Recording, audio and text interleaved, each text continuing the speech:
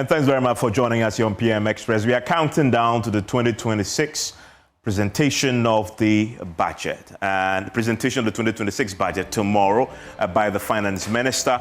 There are a few things we need to talk about, and there are high expectations ahead of the presentation tomorrow. We're going to get my guests to weigh in on what the expectations are. But let's put a few things in context. There's measuring what we saw in the 2025 budget. That's against what we can look forward to in the 2026 budget. We start off with some of the key indicators. And let's start off with inflation, which you know is a big deal. Inflation, the projection was 11.6. Currently, we are at 8%. So the 11.9. Currently, we are at 8%. What it means is, as you know, on the face of it, the finance minister, the government, the president, they've exceeded that target with weeks to spare, which is important. And I will explain pretty shortly why this has played a role in the negotiations when it came to the base pay. Some of the workers unhappy about. But the reality is, if you had a projection of 11.9%, and then you were dealing in reality with 8%, something fundamental must have happened that had dragged down inflation to a single digit like this, exceeding the target.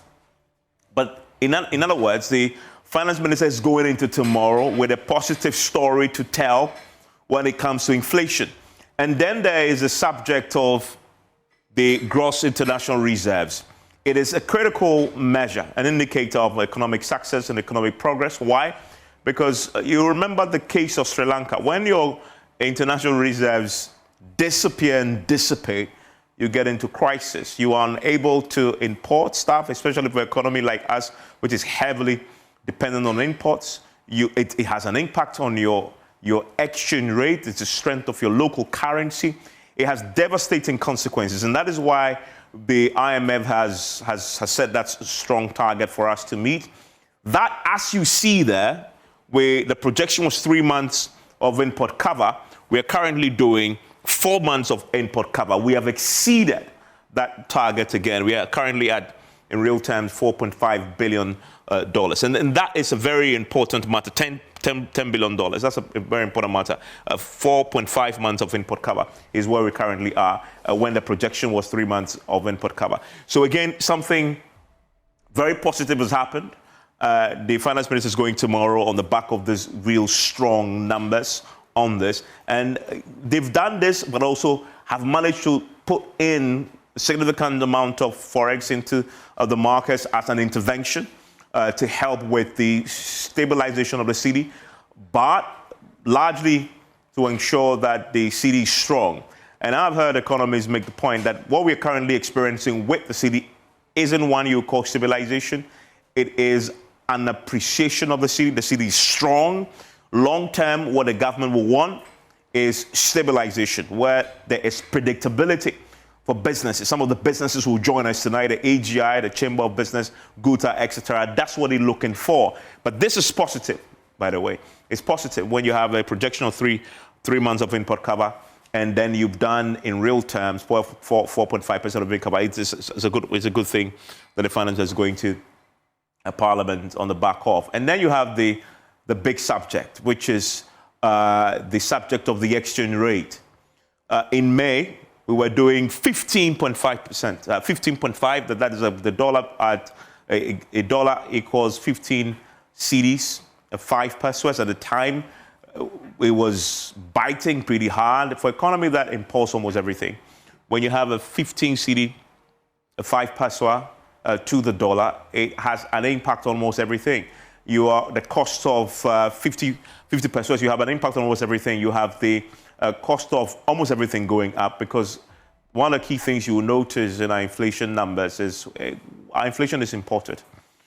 And so controlling the depreciation and making the cedi strong is a very important economic vehicle to growth, to progress, but also to reducing the cost of living on people. That's in May. And then we're now talking about, as you see there, 10 cedi, 9 pesos, which is a very important figure.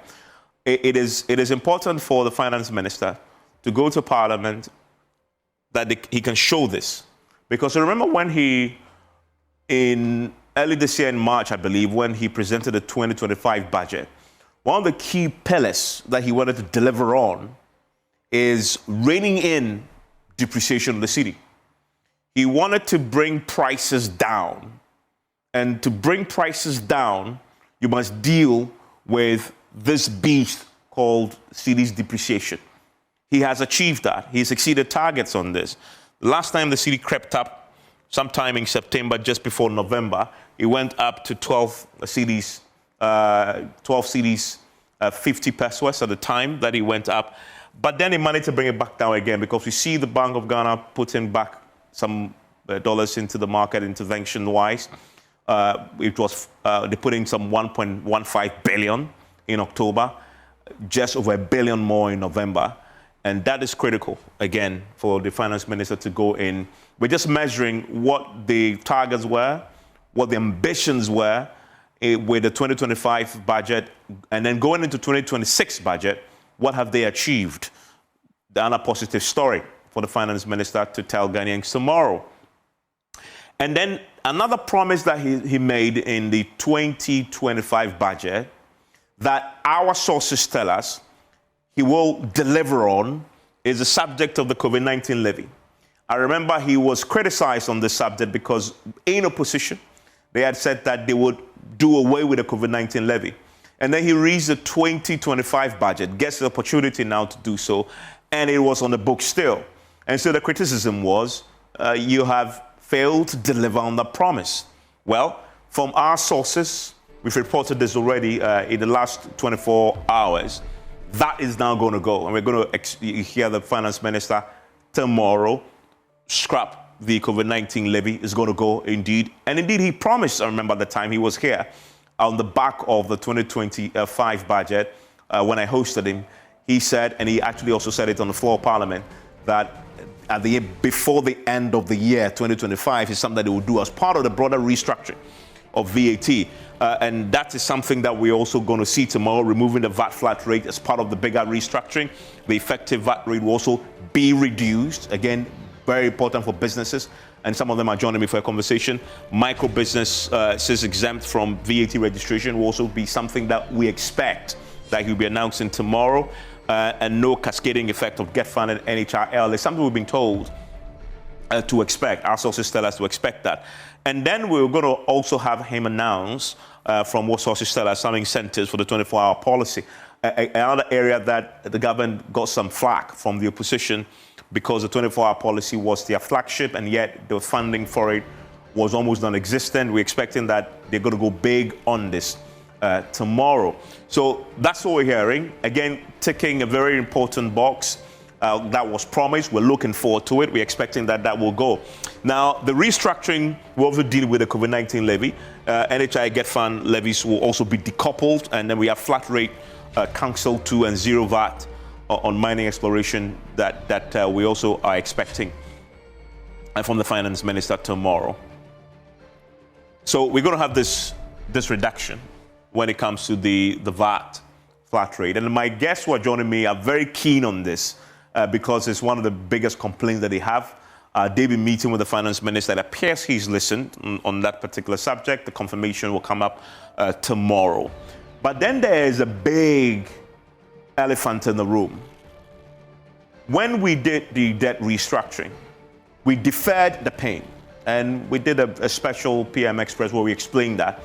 We deferred the pain, and it's time to face that. When it came to the sharing of the burden over the next few years, whoever won the 2024 elections would have carried the burden of servicing that debt that we are restructured and spread over a few years.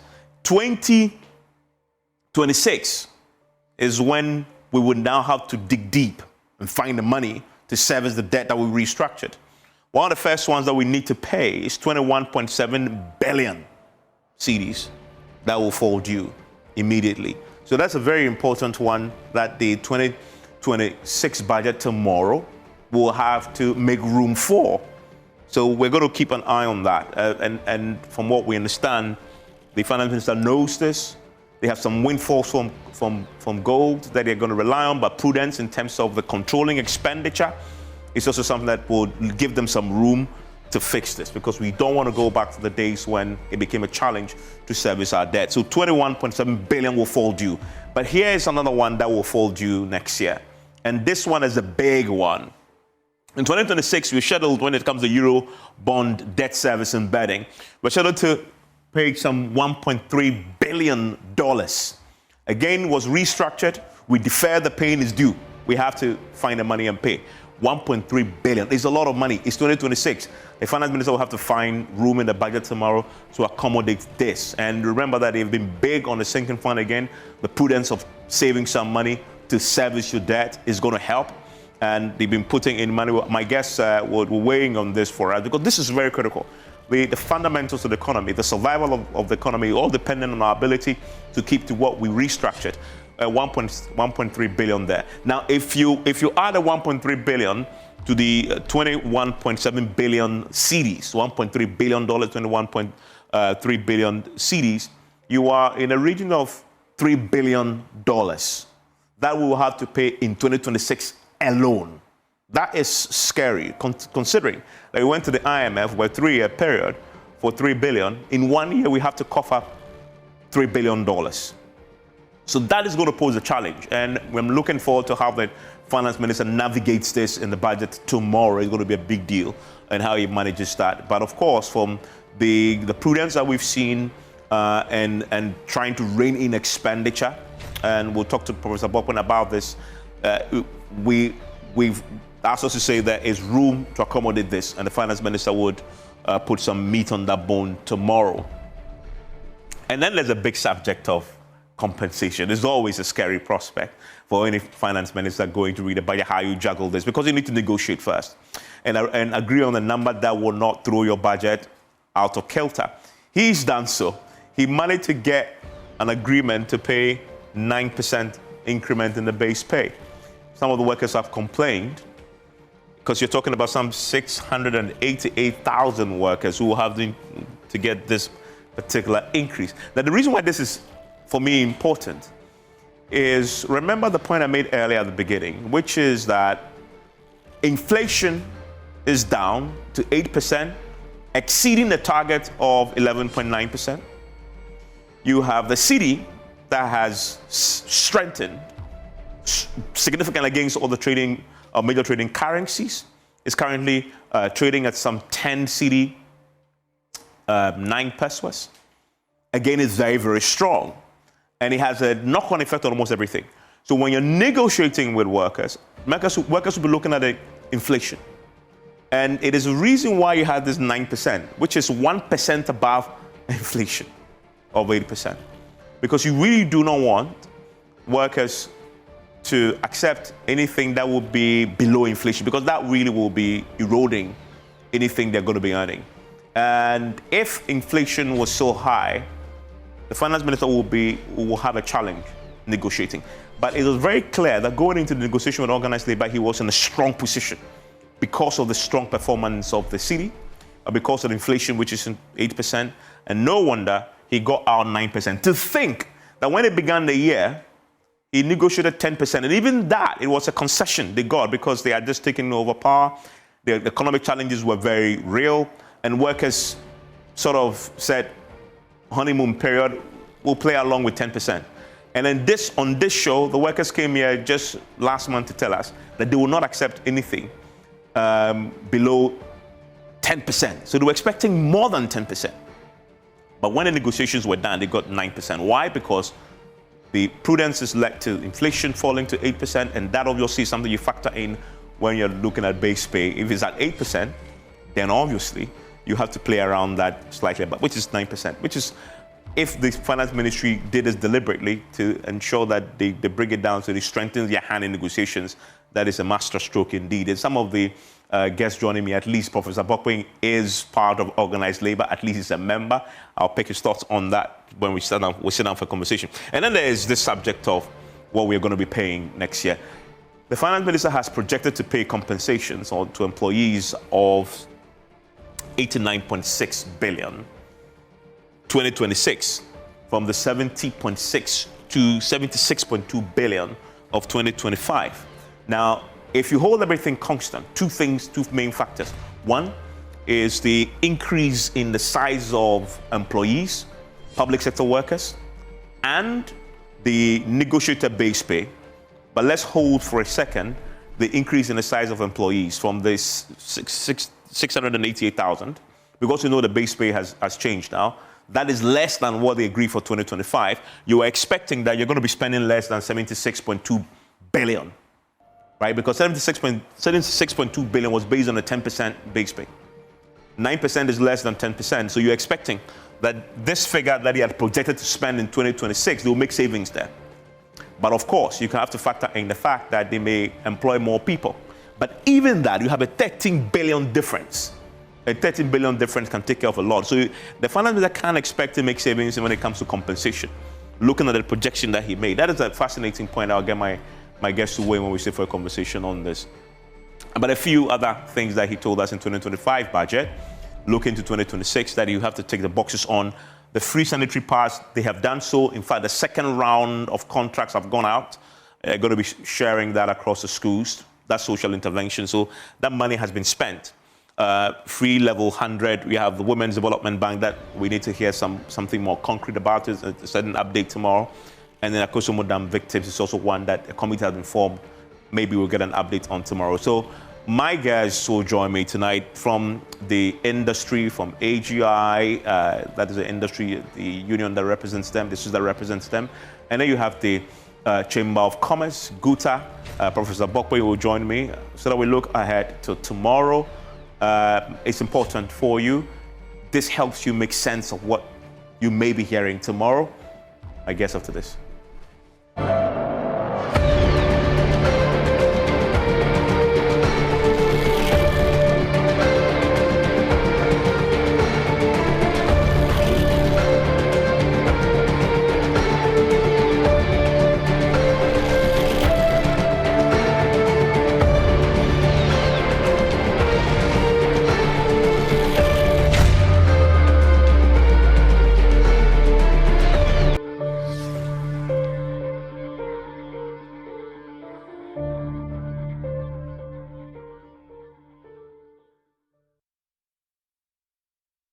And thanks for staying with us. Your PM Express is always brought to you by Syntex Tanks. It is strong, it is tough. Also brought to you by Pepsodent Carburetor Fighter and Academic Times Journal. And if you're looking for a tank that stores water and is durable, you're looking for Syntex Tanks. It is a tank with a tortoise on it. That is how you spot quality.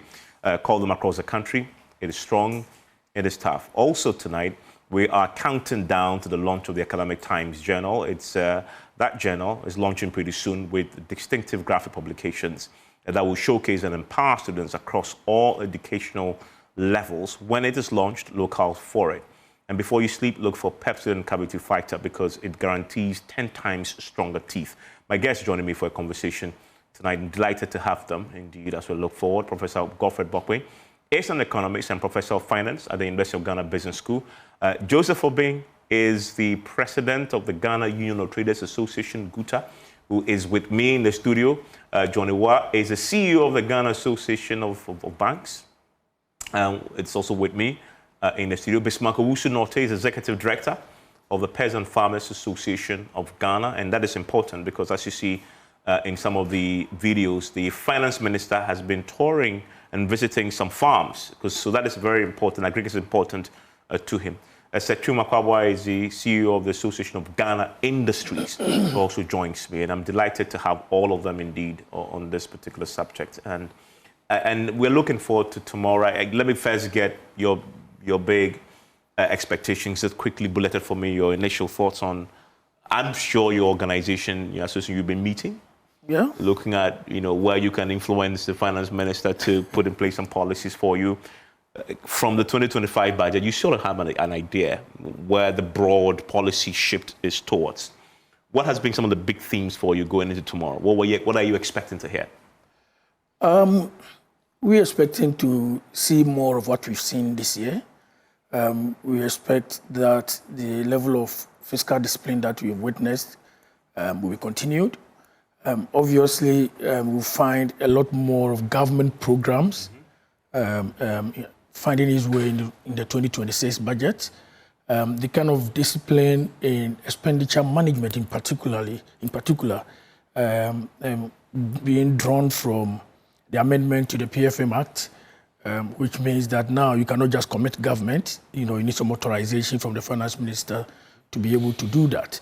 And the level of the reserve build-up, which has also helped to sustain our currency, we anticipate that going into 2026, we should have a stable currency. All said and done, in my view, what we have demonstrated in 2025 is a capacity to remain within constraints. Yeah. And now that we have stability or a semblance of it, how do we now, on the back of this stability, propel the economy? So 2026, perhaps, or as I can see, is more going to be focused on growth. And because after stability, if now stabilize the ground, you need to now propel yourself. And therefore, we are going to most likely see a lot of growth projections in terms of areas that will propel the economy in a more positive light, giving us more than the growth projections that we are anticipating. For your members specifically, what are you looking forward to? Things that would begin to hit their pockets directly, affect the bottom line for your members. When people talk about payments to outstanding payments to contractors, they talk about contractors, but actually it's outstanding payments to banks. Contractors need the banks to be able to execute the transactions or the contracts that they have with the government. So where we have pending payments due to an important sector such as the construction sector, because that is where infrastructure is built. And we expect that the minister will be upfront in letting the country know, particularly the banking community and the construction sector, know that they will be, they'll keep at pace with the obligations in terms of payment to contractors, so that banks can also have some wiggle room to, provide further funding to the productive sectors. The other key element that we'll be looking out for is, we do not want a pure separation of government programs in terms of government is a continuum. So yes, we have a new sheriff in town, been around 10, 11 months, but there were programs that the previous government executed, which the banks put ammunition into.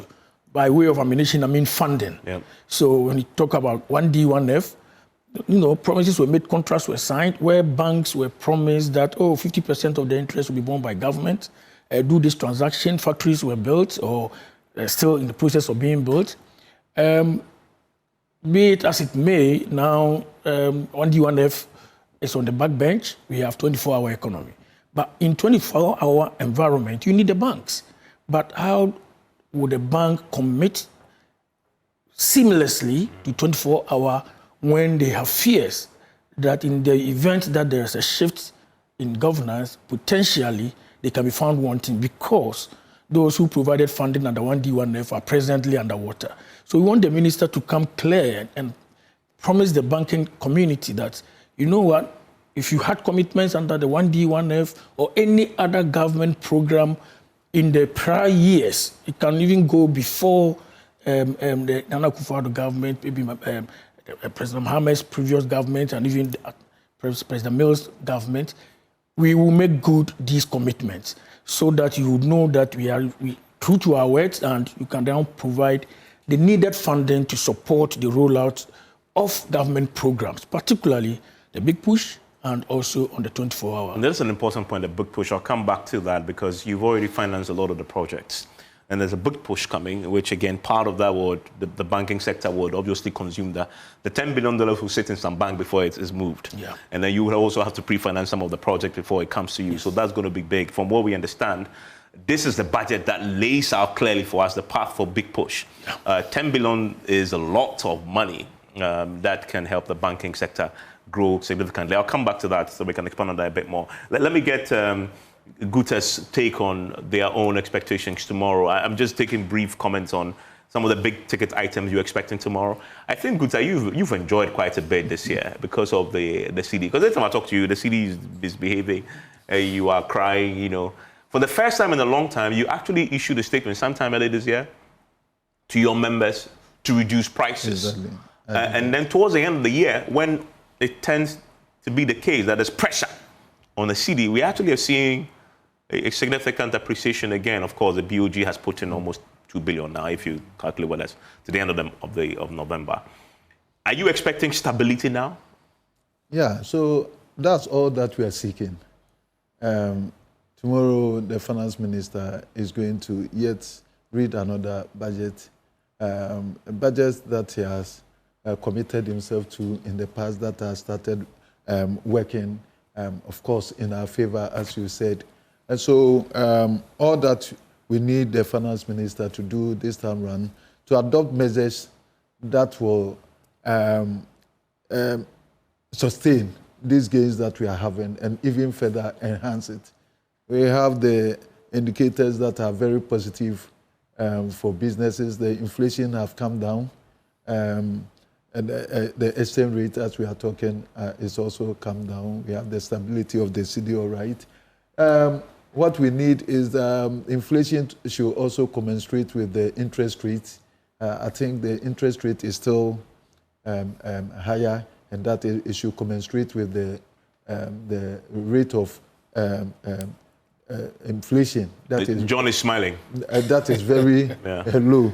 But you see, having achieved all these things, we should be able to translate these gains into economic growth that will be led by the private sector. And that's where we have to think through the cost of doing business in this country, especially the taxes that we pay and all that. That government should rationalize, as it has been promised to us, that taxes should be rationalized. That's the only way businesses can achieve the growth that we are all expecting. The cost access to credit should also we have access to credit, but we don't have access to affordable credit. Credit, yes. And so we have to get access to this affordable credit, but patient credit. And patient credit. Because you need it to be patient exactly. Because you don't make money overnight. So when you start doing this, then it's making meaning to the stability that we have been talking about. Let it not be said that we have this stability and yet businesses are struggling, businesses are complaining. Then no work is done. And so I'm expecting that the finance minister should take advantage of the environment that we have, the economic environment that we have now, the stability that he has so worked for us to achieve, to use the advantage to let businesses grow so that at least the economy will also grow by that. Very interesting points there. So he's looking at growth. Let me bring in Setchum Akwaba with AGI. AGI, I remember when the 2025 budget was read, this VAT question. In fact, not only this 2025 budget, almost every budget, the VAT question has been very central for the AGI. We're now learning from sources in the finance ministry, etc., that you are going to get that this time. Is that the primary policy intervention you're looking forward to tomorrow? Thank you very much, Evans. It's indeed one of the major policy interventions that we've been expecting. So we are happy that there's going to be a review of it. Of course, there are other major issues that we've also tabled, and we are expecting that we will see some improvement in all these areas. So the VAT question is a major one because the 6% levy that you cannot recover was a bit of a challenge for especially the manufacturers. It was really making them uncompetitive. And we hear that is going to be rationalized. But having said that, I think in addition to the VAT reform that we've seen, the general tax levels have to be looked at. There are certain tax area handles that we think that we need a review of it. I'll give you maybe one or two examples. In the fruit juice industry in 2023, government introduced what they call the sweetened beverage tax. And they didn't exempt the local producers of fruit juices. So they were paying 5%. Now it's been jumped to 20%. It's making most of them uncompetitive. In Nigeria, similar tax is 2.4%. So you see a lot of influx of these products coming into the Ghanaian market and affecting our product capacity, production capacity. So it is the VAT reforms is important, but we think that generally speaking, the whole tax regime also have to be looked at. And we are expecting that in this budget, there will be some improvement in this area.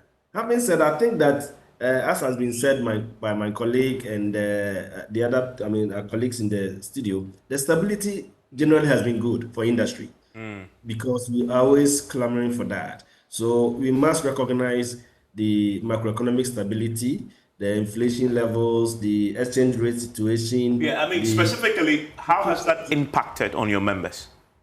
So the impact is that it enables you to plan.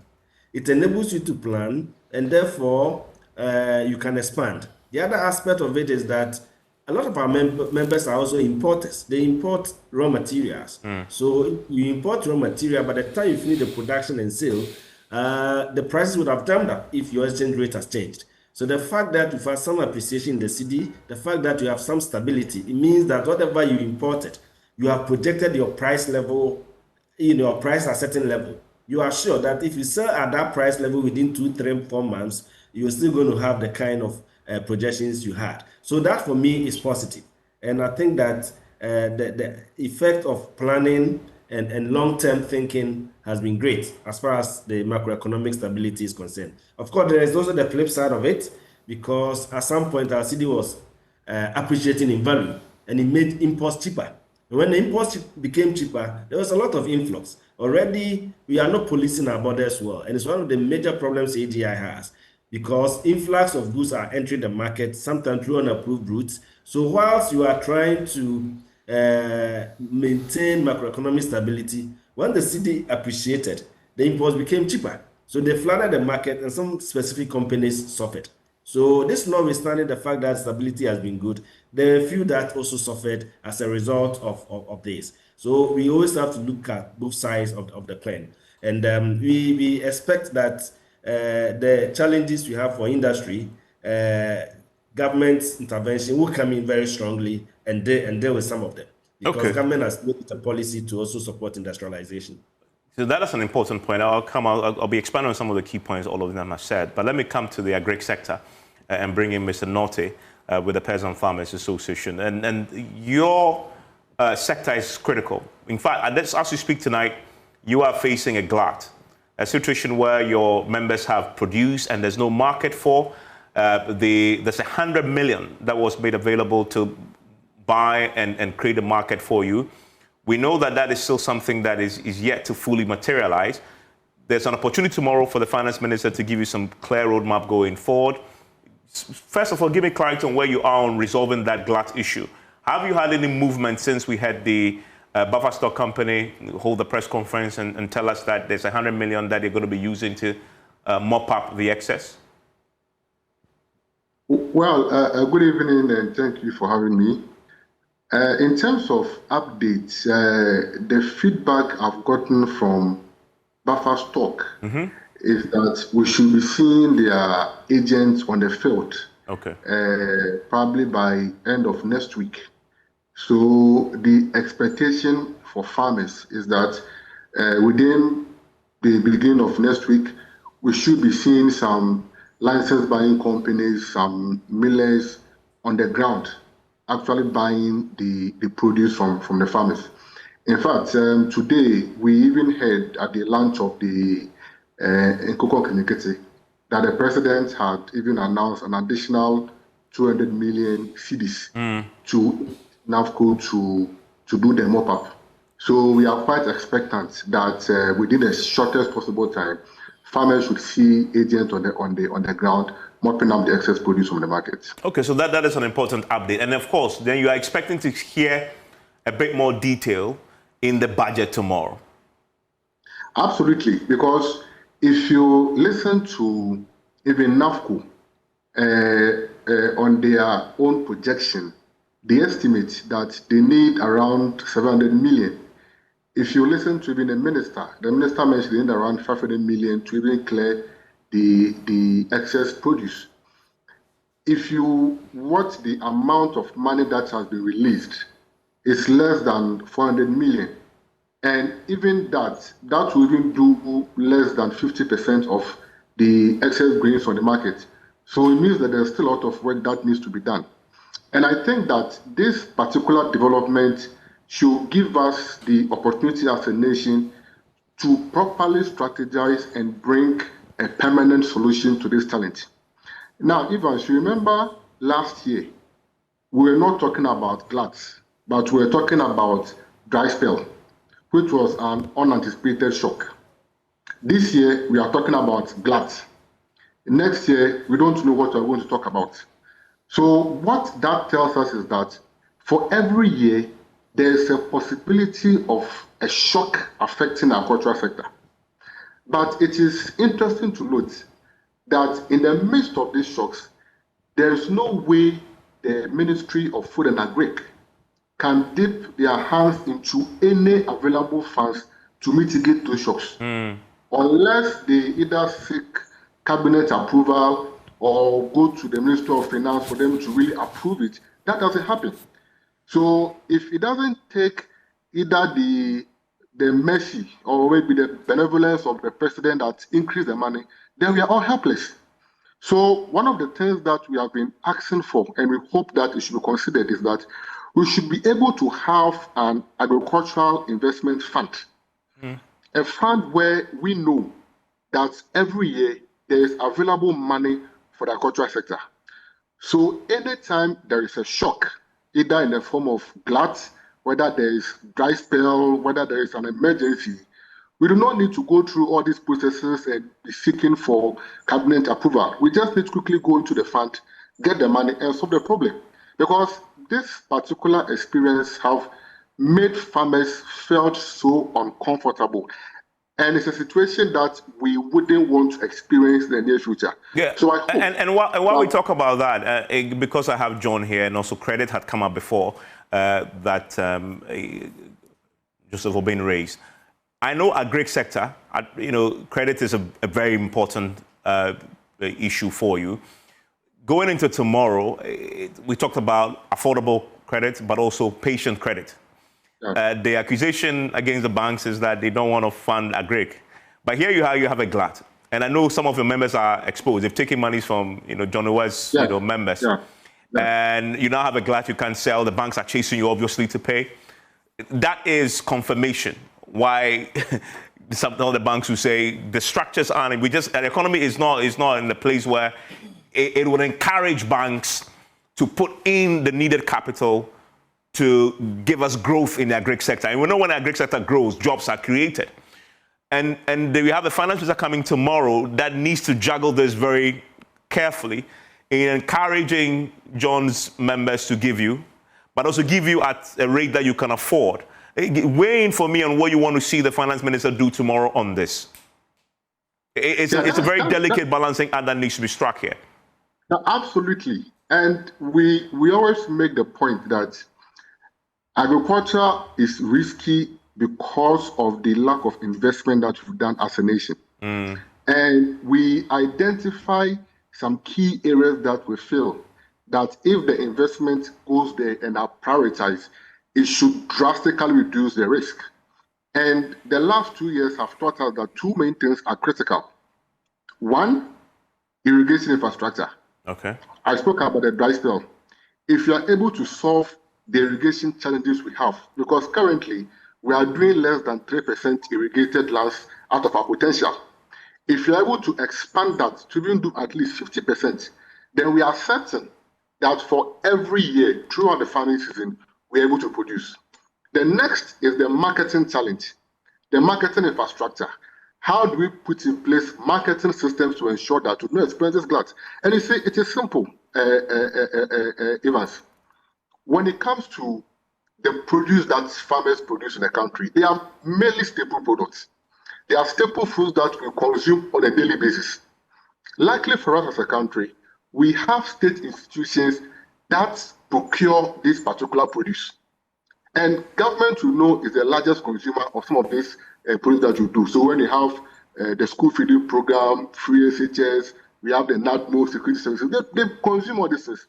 So even if government makes the policy that all these institutions should exclusively purchase local produce, I can tell you that we have solved the marketing problems halfway. So once even the banks realize that the marketing structure has been filled or has been achieved.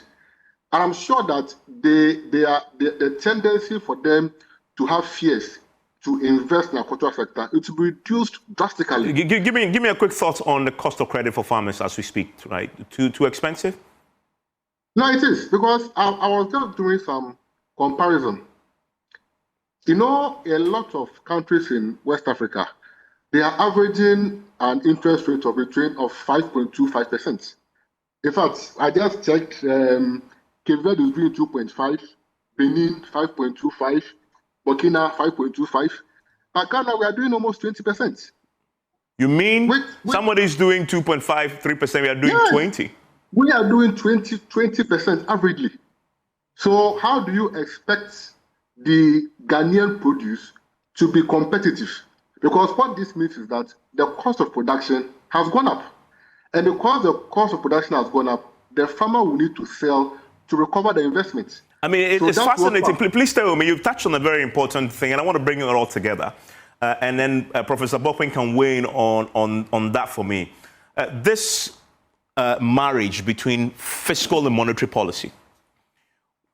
Before this point of the conversation, everybody had given thumbs up to the finance minister. The fiscal policy has been great.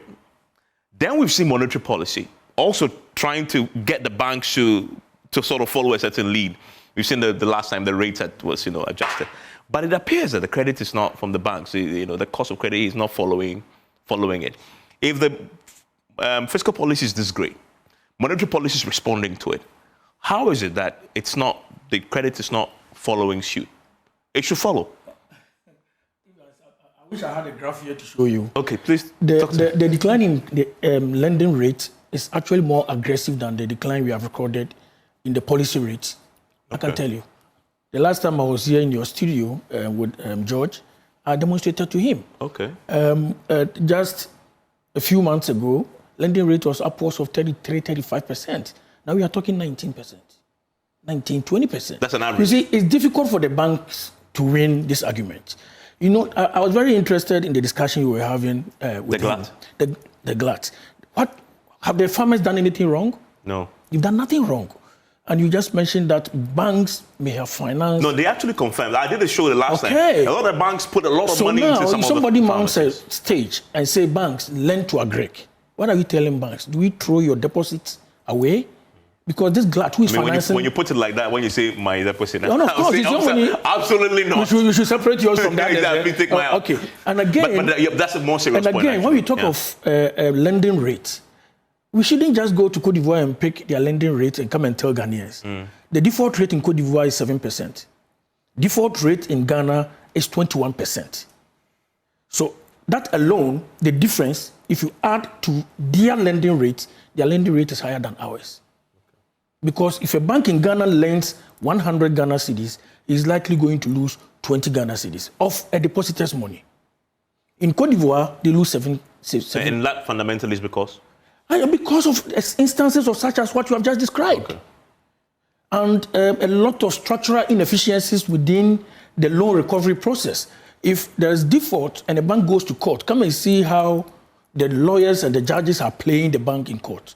It will amaze you. We have a very fantastic law, Lenders and Borrowers Act, that gives room for banks to enter execution. Just notify the securities depository, notify the court, not go to court, just notify that you are entering execution.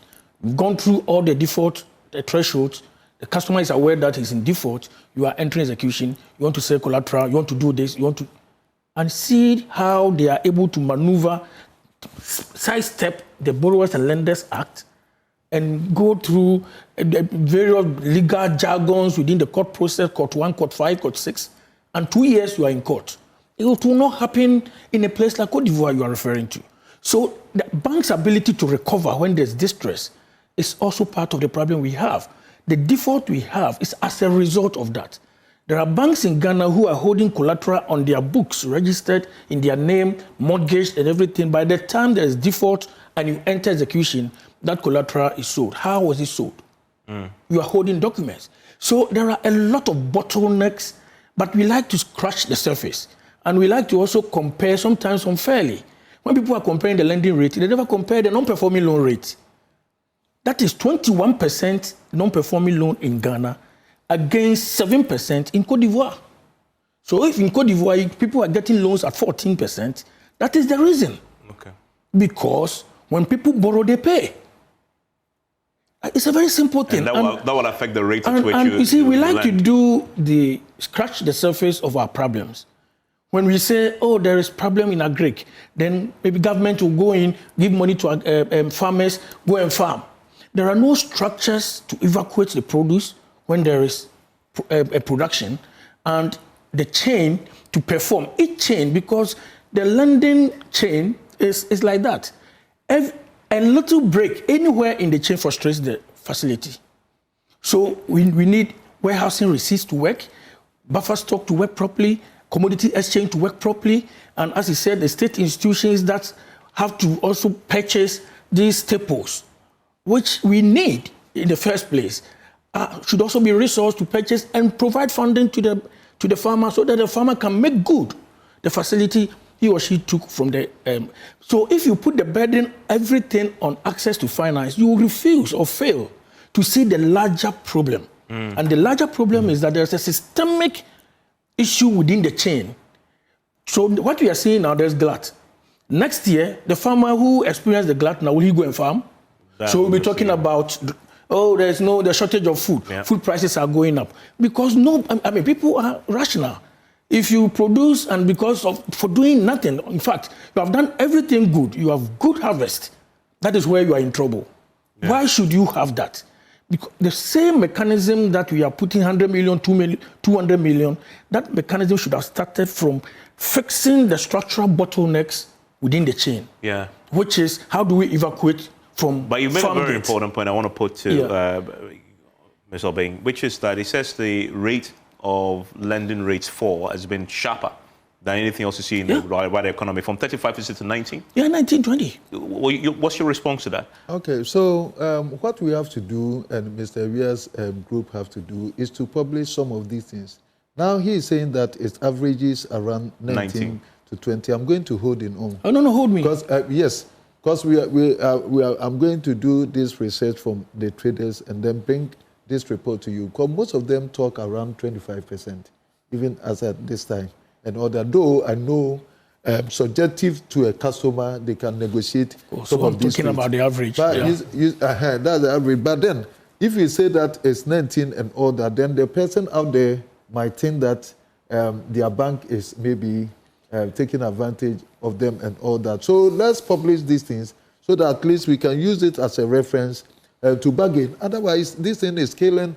Let me tell you, apart from the mainstream banks and all that, the reason why most of our women businesses are collapsing, always saddled in debt and all that, the rate of the borrowing at the microfinance level is so extorsively high, and it makes them always be, by the turn of the year, he hasn't even paid half of the principal, and then the debt is still accumulating and all that. That's why it's very important that the Women's Bank that the president have promised us, they should put in place, because our women food, they are very important for me, and then how they go through struggle, and most of them, they do not deal with the mainstream banks. Most of them deal with the Susu people and then the microfinance, and it's very worrying. But with the banks, I think Bank of Ghana have to come in and then regulate again some of the things. You think the banks are not responding to the monetary policy? Exactly, because you see, when they talk about risk, you talk about Cote d'Ivoire having 5%, and he's referring to Cote d'Ivoire risk ratio of about 5%, 7%, where theirs is 21%. It's because they do the proper due diligences. You have your credit unit, the risk team, you have your lawyers and all that. And you know that sometimes there are corruption in the banks itself, where they do not do the necessary due diligences and corrupt themselves by even going for some unexisting collateral and all that. And then they put all these things together and then spread it across the good creditor or the good borrower and then the bad borrower, which is very bad. Why do you put the spread? At least if you think that we can do good for us, then let's publish and let's know where, because if I'm doing well, then you don't spread your risk and then put it at par for all of us to pay. That's what the banks do, and Bank of Ghana have to do something seriously about this, because it shouldn't be said that inflation have come this low and so interest rate is okay. So briefly, so that I can get I wanted to talk about let him give you a quick response, and then I'll come to you. And then hold on for me briefly. Half of the banks operating in Ghana are operating in Cote d'Ivoire.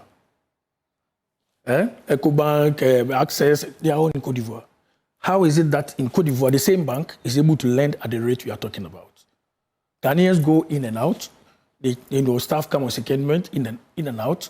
So it is not, it's a character of a country and the structural deficiencies that we have in this country. You are talking about fraud or maybe due diligence. In fact, if you come to the banking system to get 10,000 cedis from a bank, the kind of due diligence, you go through that process. So I do not think that is where the problem is.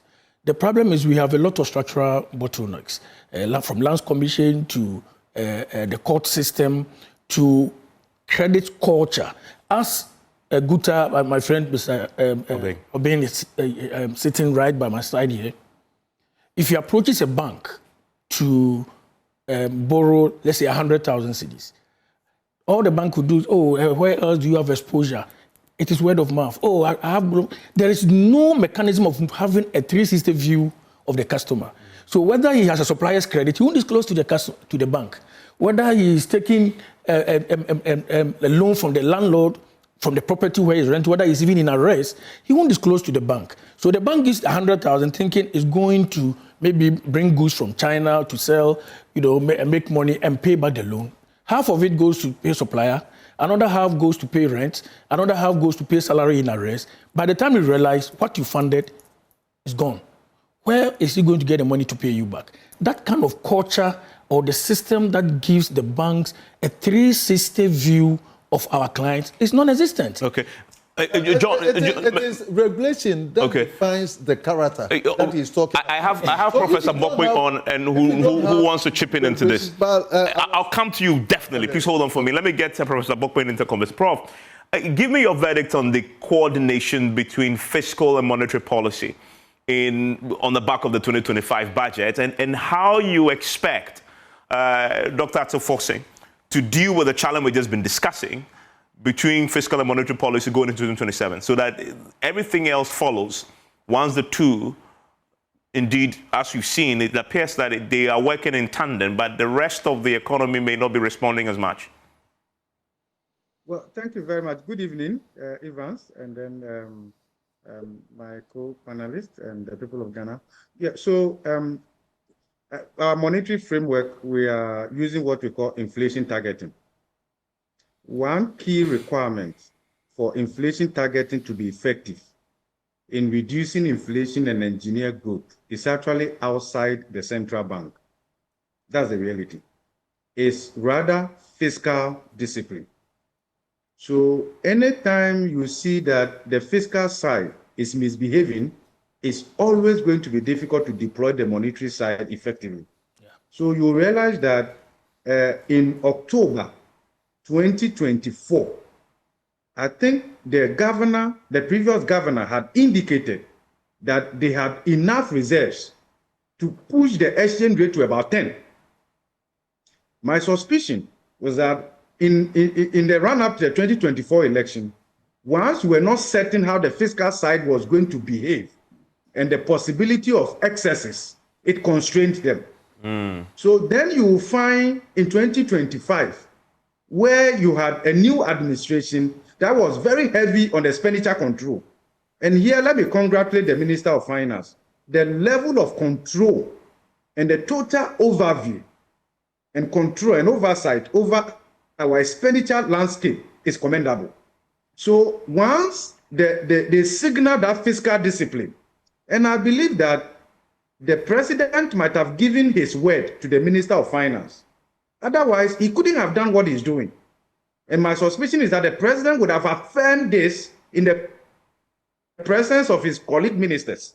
Because without that, Evans, if you look at the level of expenditure cuts, in nominal terms, we are talking about something in excess of 10 billion cedis. Okay? Across even Ministry of Finance, the judiciary, the parliament, and all of that. So once you are able to signal fiscal discipline, expenditure restraint, that gives comfort to deploy monetary policy effectively. And that is where you see the complementarity role between fiscal and monetary. But Evans, we have said this before.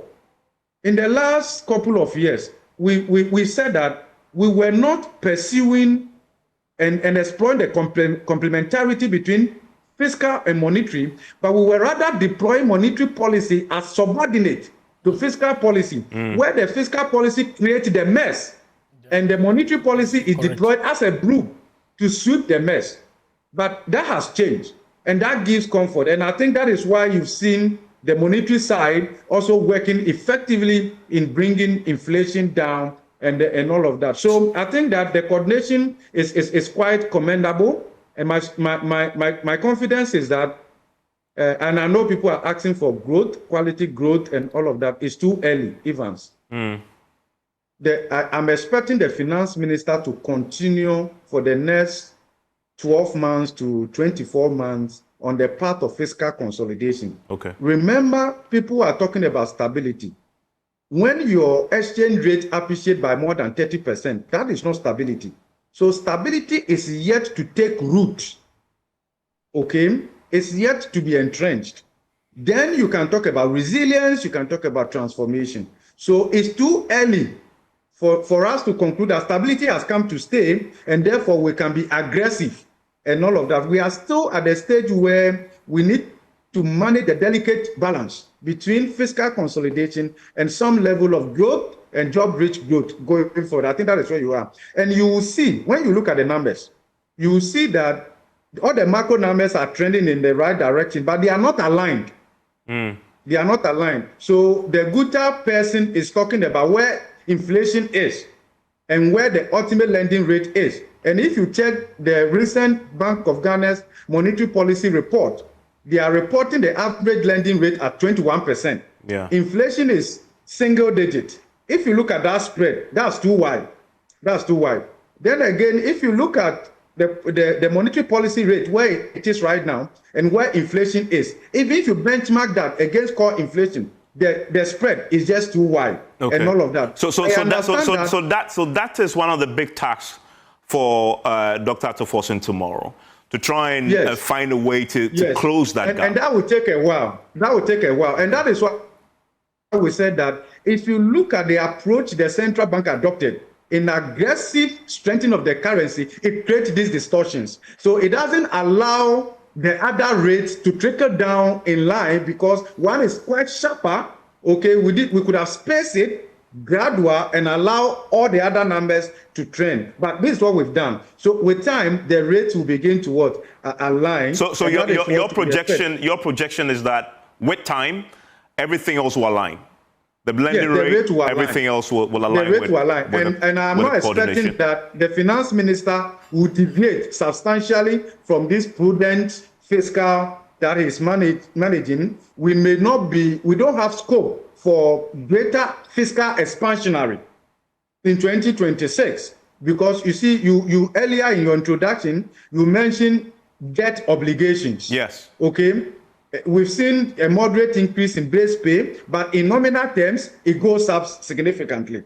Okay, and all of that. So when you look at all of this, and then interest payments and all of that, we don't have that fiscal space. It will take us a little while. Remember, we have amended the Public Financial Management Act. We have committed to a primary surplus of 1.5%. I know that this year, because of all the expenditure cut and all of that, we have exceeded that to some extent, and then we are looking at debt to GDP ratio coming down to about 45% by 2034 and all of that. So it means that on the part of fiscal consolidation, we need to travel the journey a little while, but then we need to also manage that. Remember that fiscal consolidation will have a bite on growth and all of that. So we need to find space, and I believe that the minister will be talking about that tomorrow, in terms of some spending that can engineer job-rich growth, maybe probably more in the area of agriculture, commercialization, palm oil, because that sector is job-heavy.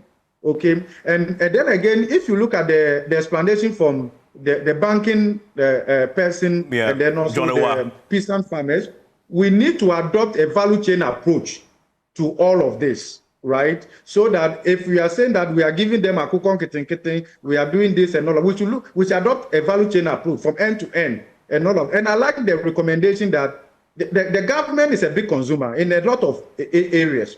So whilst we are talking about maybe rice droughts and all of that in Ghana, for all you know, the school feeding, they are struggling to get rice to feed the students in senior high school or so, and all of that. To the extent that we are investing in agriculture, we want to produce more, then we should be putting our mouth there as well. So the big off-takers, security agencies, school feeding, look, Evans, we should not use our taxpayers' money to buy rice to feed our children in the senior high school or under the school feeding program. No, let's guarantee if there is an uptake in terms of local production and the rest of them, it will be more attractive to the banks. The rate will also come down. So let's adopt a value chain approach to all of this. Then we'll be making progress. Yeah, I can imagine that the Minister of Finance will sleep soundly this evening, because as a manager, if you are in possession of good news, you are eager to go to your AGM and the rest of them and all of that. So the numbers are trending in the right direction, but I also want to sound caution that we need to be very careful. It's quite fragile. Is that okay? So what you're looking for is a budget that delivers consolidation.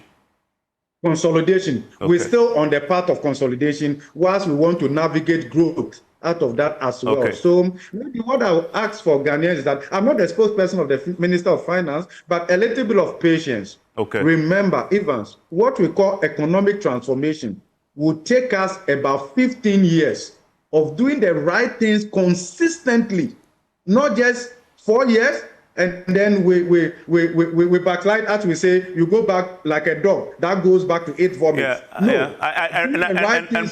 And Prof, you remember sometime last year, 2 years ago, when we went to the IMF program actually gave us a projection of when we can expect to turn this around in terms of the challenges that were created under the previous administration.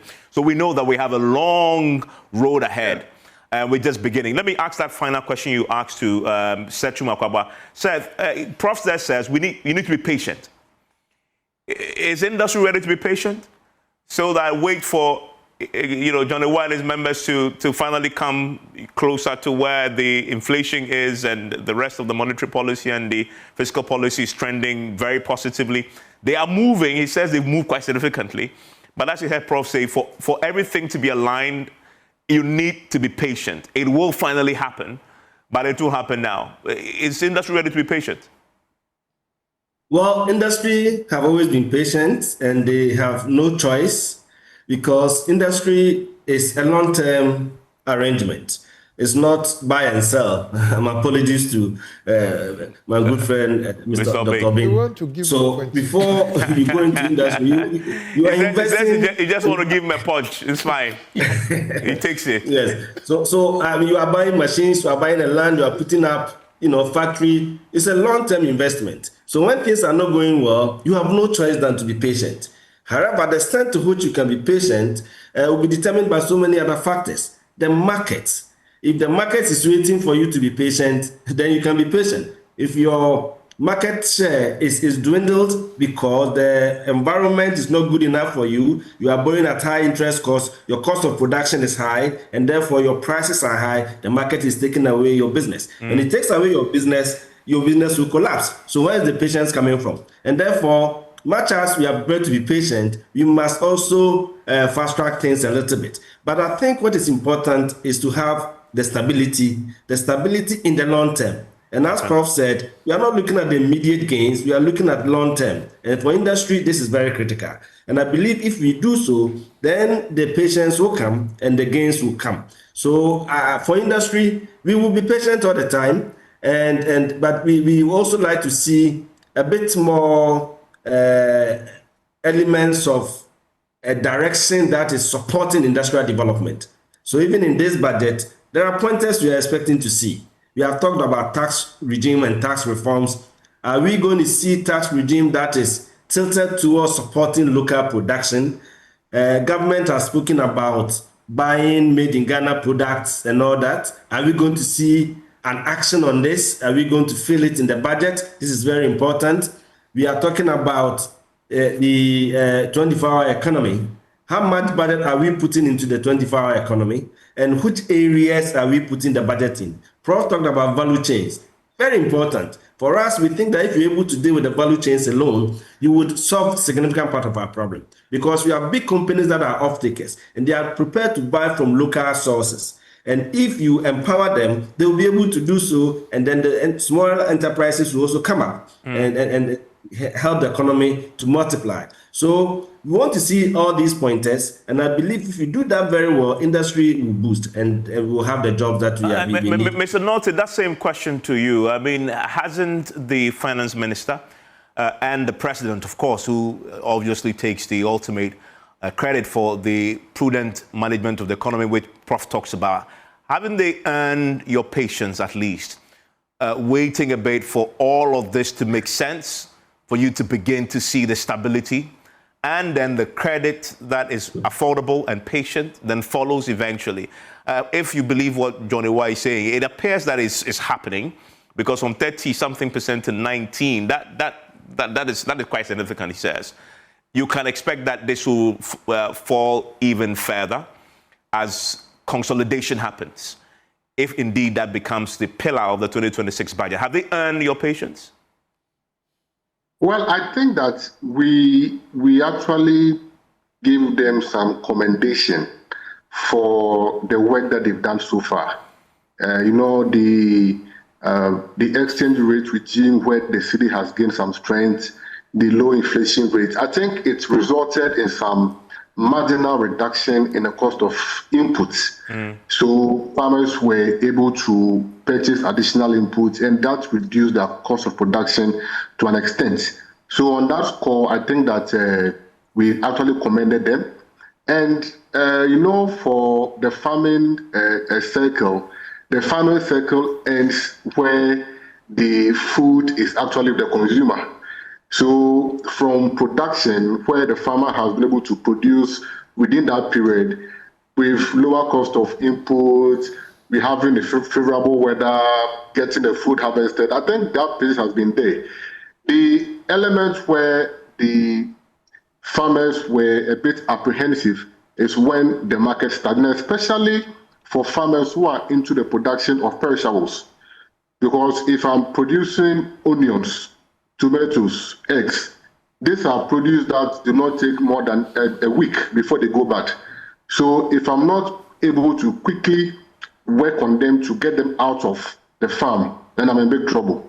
So in as much as we have patience for them, we want them to see that there are some elements of the value chain that are critical, and that we need to find a way of prioritizing investment in those areas.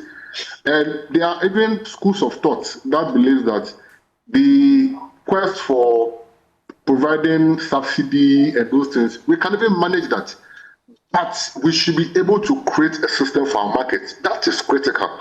When farmers are assured of market, they can take loan, they can produce, they can do a lot of things.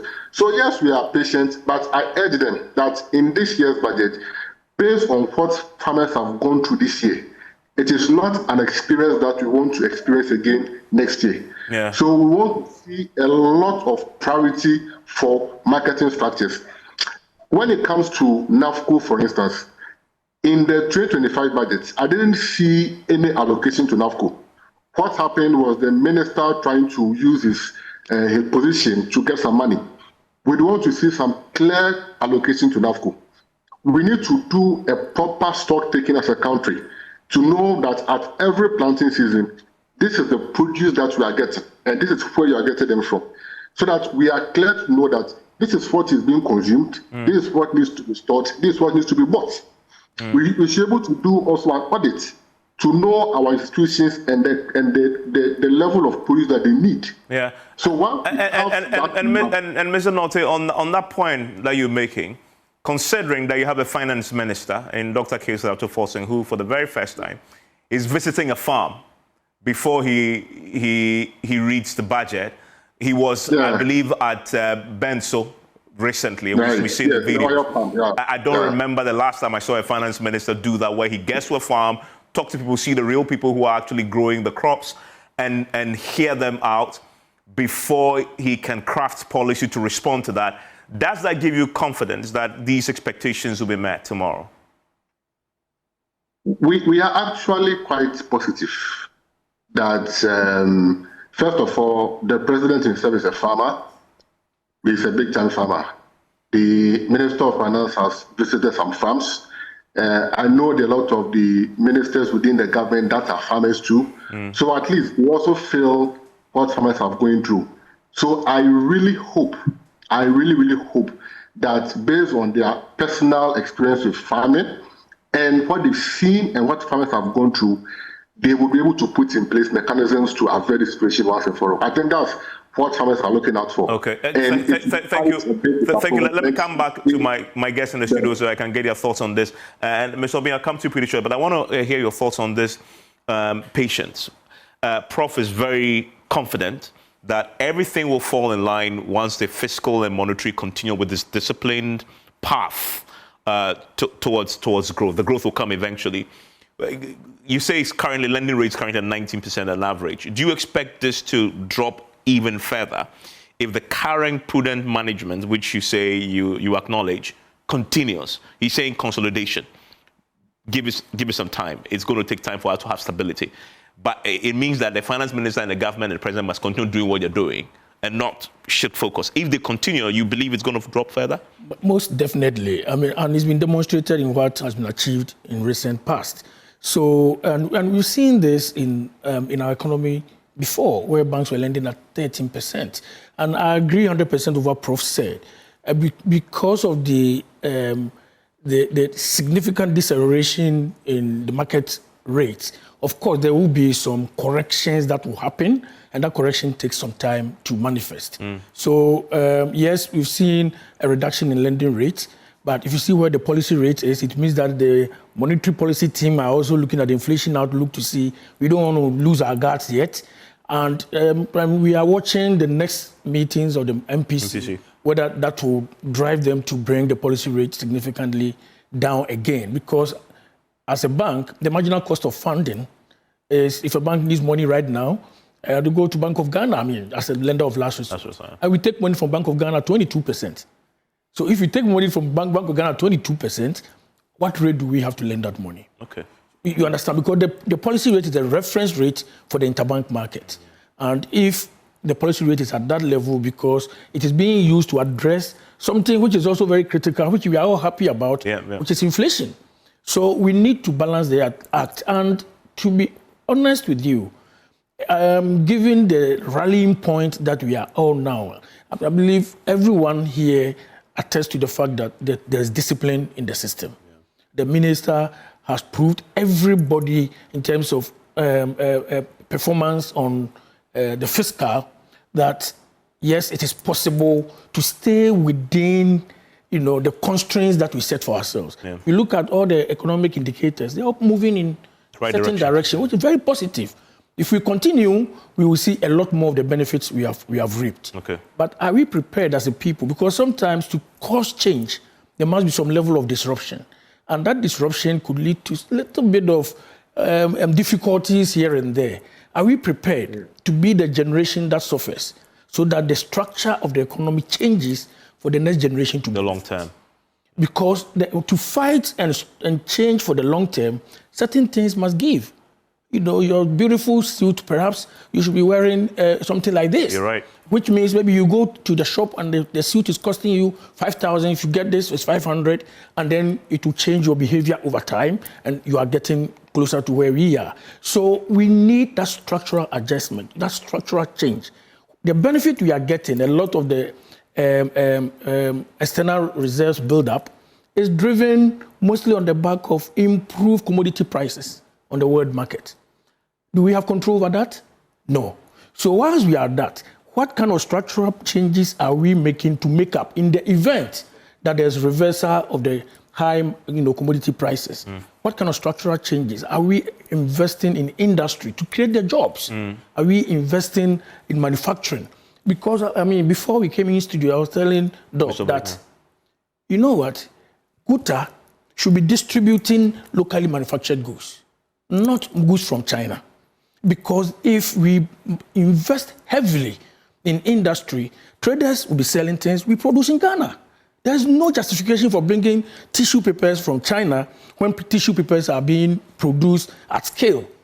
Right quality, right price in the country. So we need to establish that balance. It may not change overnight. The initial tissue papers may not be at the right quality. Are we prepared to use that? And I use the example of Kia and Hyundai, where in 1980s, early 80s, if you were given a Kia car, you wouldn't, but the Koreans kept buying it until it got to a point where they are outcompeting Mercedes. So you build scale over time. And we as a people, as Ghanaians, if we are really interested in nation building, then we must be prepared to take some of the bite. Okay. That initially there may be some frictions, things that will make us a little bit uncomfortable, but it is for the best in the long term. Mr. Obeng, I know you have a few points you wanted to make. So I think we have to dissect the growth pattern and do everything to diversify the growth of some areas. And that we cannot be patient on those areas. Because if you look at the growth patterns, it tilts towards the service industry more, and then the extractive industry, leaving the agriculture behind and leaving industry manufacturing behind. So in that case, if you look in that aspect, then we have to spare the finance minister on or encourage him to ensure growth in these areas. And that's what we are talking about. We are not saying that we have to stampede him into making any mistakes. That's not what we are saying. And then we also thank the finance minister for the reform that he has done for the VAT. For us, is going to bring some... You haven't heard it yet, I'm sure you... but you're confident that this is in the back? Because I'm saying this because the GRA have introduced the modified tax system already. Yeah. And I know they did it with the finance ministry. Yes. Because but certainly tomorrow we'll get a better particulars on this. Yes. These things have come to relieve the very informal... It's been a long-term pain of yours. No, for the medium scale, but we have a challenge in those who qualify for the 500,000 threshold, and that's where the challenge will come out to identify those who actually should be exempted from this the standard rate and then the modified tax system. That's what maybe the when we have engagement with. And I'll go to Prof to wrap up. Prof, so tomorrow it's just around the corner. You've already told us about your expectations that this should be a consolidation. You want to hear something that will consolidate. Give me your thoughts briefly as from everything you've heard from industry, from the banks, from the agri sector, but also from Guta. The finance minister must walk a very fine line, but also next year he must begin to spend. Big push, he has to spend, he has to pay the restructured debt that is coming. And when governments begin to spend, then challenges emerge. He needs to be mindful of that, he needs to navigate that. How does he do that? Very briefly. Yeah, thank you very much. I think that the challenge is, as you rightly indicated, managing the delicate balance between growth enhancing spending and then consolidation. I think the good news is that if you look at so far 2025, where government expenditure has gone to, I think we are quite satisfied with that. Okay, and I'm expecting that the Minister of Finance is going to continue on that path. If we allocate substantially to, let's say, big push, and there is higher value for money, that will not create inflationary pressures. It will not. What we have seen in the last couple of years is where disbursements have taken place and real assets were actually not created at all. You understand that when it happens that way, inflationary unexpected inflation cannot be unexpected. Cannot. You will just see what will happen. And I think that is the part that they are going to go. I think government is also mindful that they will need to engineer job-rich growth. I mean, you've seen it. What happened at Airwork and the rest of them. Ghanaians are desperate. Okay, so we need to navigate that. How do we begin to scale up progressive spending without undoing the kind of stability that we have seen? And more importantly, where those spending will go and the productivity and the efficiency that we need to explore. I'm happy also that they have reformed the VAT. But whilst we say that, Evans, remember the Minister of Finance used the idea of VAT reform and enjoyed COVID for 12 months. Remember? COVID levy. Yeah. Okay? They enjoyed that money the whole of this year. And I had maintained at the beginning of the year that, look, they could have done this reform within the shortest possible time to pass on the gains of abolishing COVID-19 and all of that. But thankfully, that is going to be done. Okay. I'm a bit unhappy government is pegging the standard VAT rate at 20%. You know, we've done the analysis. And others have also done the analysis. What do you think? What do you think it should be? What do you think it should be? I had indicated in a memo to the Ministry of Finance earlier that at the optimal rate should be 18%. Okay. 18%. Any rate above 18% is going to be counterproductive. And the reason we are saying this is that everything we are doing should align with the economic orientation we want to engineer. Yeah. Production. Remember, the price reduction we are seeing in Ghana is not as a result of excess production. No. In China, prices are coming down, margins are being thinned out simply because of excess production. But that is not what we are seeing here. So we should be mindful the kind of economy we have right now, and so that whatever we do going forward, we are guided by that. Because ultimately, the basic problem is that the economy's productive capacity is severely constrained. So we should be aligning more towards supply-oriented policies, both from the fiscal side and then also from the monetary side. And Prof, as I said, that will take a while. Prof, there's no point in asking fish to climb a tree. Yeah, Prof, thank you. John has a quick one. That is the case. And I think, in all, the 2026 budget should also take some bold steps. Yes, Prof has just alluded to the fact that there is very limited fiscal space if you want to do the right thing. But there are some expenditures within the system that I believe, personally, that the government should take a critical look at.